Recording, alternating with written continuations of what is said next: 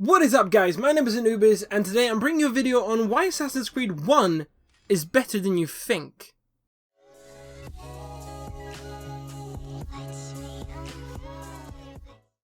Assassin's Creed 1 came out back in 2007, and it was the new IP for Ubisoft. It was honestly kind of not really a revolutionary game. It was essentially a game based on the old series of Prince of Persia, but the whole story and concept didn't really work for Prince of Persia, so they created a new IP. So what really is Assassin's Creed 1? Well, Assassin's Creed 1 puts you in the shoes of a character called Desmond Miles. He's kidnapped by Abstergo, which are the Templars, in quotations, the bad guys. He's then put into a machine called the Anubis so that he can relive his ancestors' memories. So the way the game portrays this is that everybody has everyone's memories in their head. So all your ancestors, famous, not famous, you have all of their memories in your head, and they're just stuck in your head until you can use something like the Anubis to kind of relive them and be able to remember what they remember. So using this, they are trying to get Desmond Miles to go back to become Altair. So essentially they put Desmond Miles into the machine so that he can relive Altair's old past, so that he can find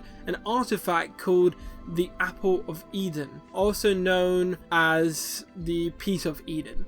So this magical device is able to let you control humanity, and is able to control like human mind to get them to bend the will, but it doesn't work on everyone. Yeah, it's complicated, but that's not what I want to get into. Playing as Altair, you are playing during the 12th century, during the Crusader times. You are in 3 cities. You are in Jerusalem, Acre, and Damascus. You see a lot of historical characters from that kind of time period. For example, the city of Acre, which has been conquered by one of the Crusader kings, you see a lot more Templars, and you see a lot more French and British soldiers rather than the Islamic forces. As you start the game, you play as Altair, and you are part of the Assassin's Creed Order, and Altair is a brash 20-something-year-old kid that thinks he knows the world and thinks he's the best, and ends up going and breaking the 3 tenets of the Order.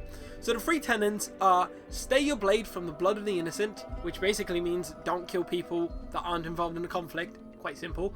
Hide in plain sight, so don't go guns blazing, and never compromise the Brotherhood. Basically, if you fuck up, you're on your own. Well, he broke all of those tenets in essentially a span of 20 minutes. So his leader, his master, Al-Malim, has sent him on a mission with 2 other assassins to retrieve the Apple of Eden. What ends up happening is he goes through mines, kills an innocent man, jumps the gun on trying to kill someone because he just wants to get in their face, and then proceeds to bring all the bad guys back home. Because of this, essentially he gets stabbed. So Al-Malim tries to teach Altair the lesson of humility and listening and paying attention to his master. So he stabs him and then gets rid of all his rank and all his weapon, and you become a trope in gaming. Yeah, I don't know why, but back in like the late 2000s, there was this trope in video games where they show you the best things you could possibly have and then strip it away from you as if that was like some kind of incentive or reward to play. It more felt like a slap in the face, because you kind of see, oh, all of this great stuff you can have, and then they're like, yeah, we're gonna take that back, and you can kind of, we'll drip feed it to you as you play along. So that's not a great thing in the game. Essentially what ends up happening is he has his rank reset, all of his gear taken. He now has to regain his rank by killing 9 Templar targets for his leader Al-Malim. Then we get into the game loop. So you visit one of 3 cities. So you can visit Damascus, Acre, or Jerusalem. Once you get there, you got to find the bureau. Once you get in the bureau, there is an assassin in the bureau that kind of stopped fighting, but not necessarily. So they are fighting for the cause, but they're more research orientated, and they give out the missions rather than participate in the missions. And then he'll give you a mission and tell you what you have to do, but it's not really a mission. It's just more of an introduction to the city, or to the district specifically, because each city is divided into 3 separate districts. We'll get onto that in a minute. And then what you gotta do is you gotta go climb a tower, which there's fucking plenty of to do. Then you sync to reveal the map, and then the map reveals a couple missions to you every time you sync to a tower. The 3 missions are eavesdropping, pickpocketing, and beating up, and that's it. Like, I'm not joking. That's the game. Like, other than the assassination missions, which we also will discuss in more depth, that's it. That's the game loop. Climb a tower, sync up, choose one of 3 missions that you have to do, and then repeat the loop. Not to mention that one of the missions is you just sitting on a passing bench listening to people talk. Like, that's the mission. It generally is not that enticing, but weirdly enough, it's also probably the best way they could have done this.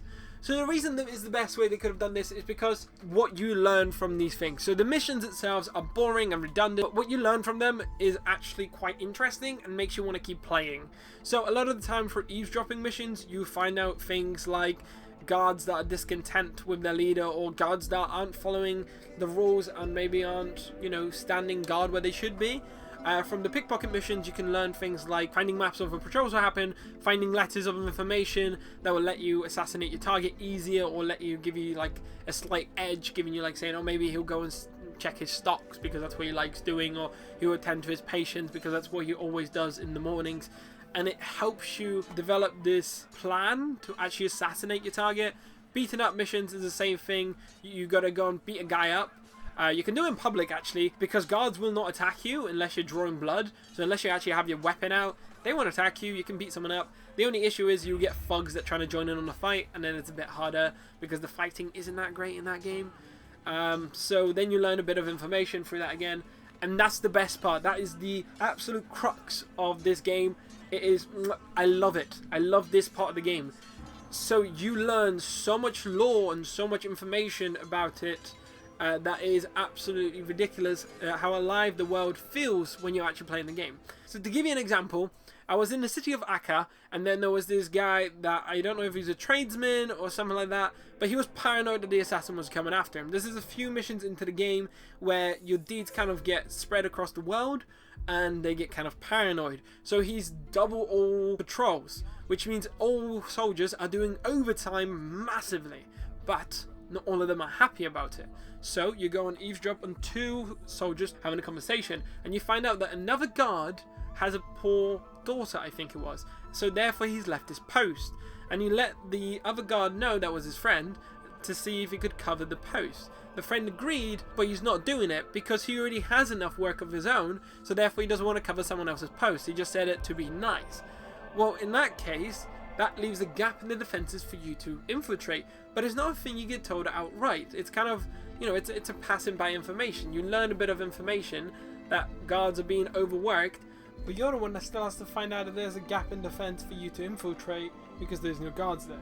Another little bit of information is, you know, there's other like monks that find it really easy to infiltrate when someone's doing a execution, so they're going to infiltrate the execution, and you learn about this, so therefore you can blend in with the monks to actually get close to your target. It's those little clippets of information that you learn that are really, really good and what make this game amazing.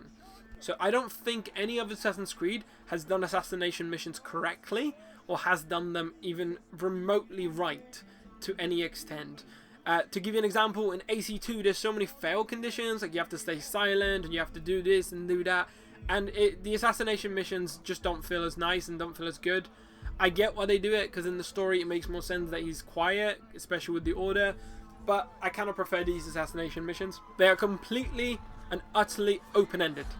Like seriously, open-ended. There is nothing to them other than here's your target, here's the area that they're in, go kill them. Other than the information of here's your target, have fun, there is nothing else. There is no fail conditions other than you dying, so the only way you can actually fail in assassination missions is by planning poorly and having yourself killed.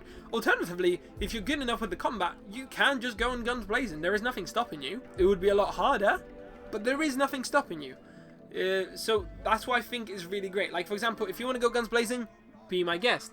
If you want to learn all the little snippets of information about like the guards patrols, monks entering the area, where the target is actually going to be, then you have the full ability to do that. Because there's one thing I didn't mention. You only need to complete 2 of your missions in order to assassinate your target. Yeah, just 2. If you go and eavesdrop twice, or if you go and eavesdrop, beat up, or beat up twice, any combination of the 2, you are allowed to go and do that mission. Now keep in mind, I think there's usually about 6-ish missions per thing, so you can learn a lot of information just by playing the side quests. And the game doesn't really take that long. You know, if you do all the side missions, then you do it in about 20 hours. So it's not really that long of a game. If you are like me and you love the lore and you love the exploration, then all these great little like clippets and snippets of information are amazing. they're just great. So this gives you many different ways of entering and attacking your target, many different ways of executing the fight. There's always multiple ways to enter the fight. Like for example, there's one on the docks, and you can go directly through the dock. You can take the right hand side, which is like on the wall, and you're really close to the target, but then there's more patrols there. You can take the left hand side, which is like broken down, rubbled walls, and there's less targets there, but there is less movability because, you know, it's broken down and there's not as much movability. So you have all these different ways to work around, and I think that's what makes it really great. The other thing that makes it really great is the cinematic approach. This game has one thing that I think most Assassin's Creed games also lacked, which is the presentation. To give you an example, you have to infiltrate and kill a guy which is hosting a party. So you enter the party like normal, and then, you know, this guy comes out and makes a big speech, and then ends up poisoning the wine because he's very untrusting, so he ends up killing a lot of people, and then gets archers out, and then the archers open fire on the crowd, and you gotta find, through all that mess, a way to go and infiltrate him and assassinate him. As you're doing that, they have what's called a glitch in the Anubis, which basically means you can press any button when this glitch appears, and then the camera perspective will change to a more cinematic camera. One amazing feature for screenshots. Like, the amount of screenshots I've taken AC1 is unbelievable. But it also gives you a different perspective on the game. The game keeps you quite grounded because you stay in the same third-person perspective camera as you enter all these assassinations, but it gives you like this natural way of cinematics if you want to watch them. So if you want to be fully immersed and you don't want to do cinematics, you just stand there, don't press any button. But if you want to have a more cinematic kind of approach to the game, then press any button when that prompt appears, and you'll get a much more cinematic camera view. You'll get a much deeper and fuller experience. The best way I can describe it is this is a video game movie done right. This is what, if you took a film and you adapted it to a video game, this is how you do it if you did it right. Unfortunately, the gameplay isn't great. You can adapt on that and improve that slightly, but the way they tell the story is perfect. It absolutely is perfect. So because of that, I think Assassin's Creed has so many more merits than most other games, and it has a really high standard when it comes to presenting the game, and a lot of people remember it for one of two ways, and that's either absolutely shockingly shite because, you know, the game wasn't that fun to play because, you know, climb a tower, see, beat up a few people and then do a mission, or they remember it in a completely other way, which is it was amazing fun, but that's just mostly nostalgia talking. What I'm saying is the gameplay for this game is a bit shite, but the actual story and cinematics and the way it's presented makes up for it tenfold. It really, really does. So if you have not played Assassin's Creed 1, then go and play Assassin's Creed 1, as it is probably one of the best games you'll play when it comes to cinematic universe building, even though the gameplay kind of sucks.